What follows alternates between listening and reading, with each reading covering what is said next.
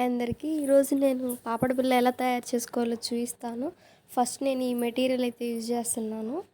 ఇక్కడ వచ్చేసి నేను ట్రాన్స్పరెంట్ షీట్ ఒకటి తీసుకున్నాను.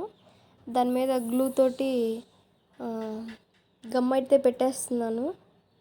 తర్వాత కుందన్స్ని ఈ గమ్ పైన ఫ్లవర్ షేప్లో అంటించుకోవడమే.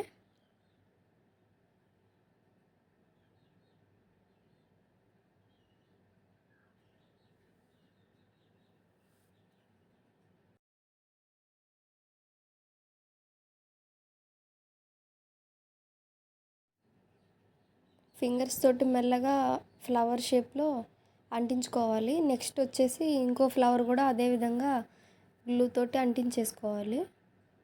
వేళ్ళతోటి అడ్జస్ట్ చేసుకుంటూ పెట్టేసుకోవాలి. ఇవి వచ్చేసి 2 మినిట్స్కే కంప్లీట్గా ఆరిపోయినాయి. నెక్స్ట్ కత్తెరతోటి కట్ చేసుకోవాలి. ఏ షేప్లో అయితే మనం ఫ్లవర్స్ చేసుకున్నామో ఆ షేప్లో కత్తెరతోటి కట్ చేసేసుకోవాలి.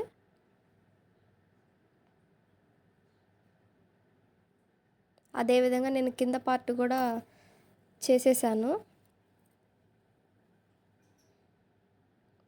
ఇప్పుడు నేను స్టోన్ లేస్ అనేది తీసుకొని ఎంత పొడవు కావాలో అంత చూసుకొని కట్ చేసుకోవాలి. 2 పీసెస్. ఇక్కడ నేను ట్రాన్స్పరెంట్ షీట్ తీసుకొని చిన్న చిన్న ముక్కలు రెండు తీసుకున్నాను.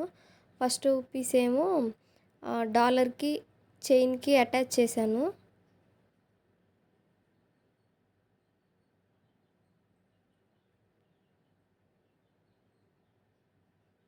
అదేవిధంగా సెకండ్ సైడ్ కూడా ట్రాన్స్పరెంట్ షీట్ చిన్న పీస్ ఒకటి పెట్టేసి గ్లూతో అంటించేసుకోవాలి.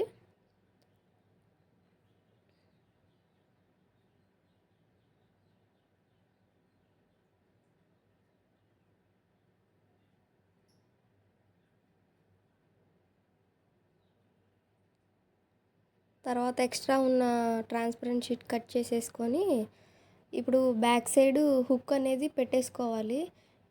ఇక్కడ నా దగ్గర హుక్ అయితే లేదు ప్రజెంట్. ఉన్న మెటీరియల్నే హుక్ లాగా నేను వంచేసుకొని హుక్ తయారు చేసేసుకున్నాను. దాన్ని గ్లూ తోటి అంటించేసాను.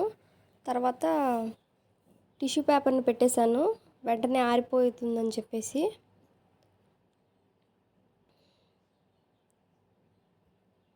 ఇక్కడ నేను చెప్పడం మర్చిపోయాను, చైన్కి మధ్యలో అక్కడక్కడ కొంచెం గ్లూ తోటి అంటించేసుకోవాలి. అప్పుడు చైన్ కదలకుండా ఉంటుంది. ఫైనల్గా ఈ విధంగా పాపడ బిళ్ళ అనేది తయారైపోయింది. నచ్చితే మీరు కూడా ఒకసారి ట్రై చేయండి.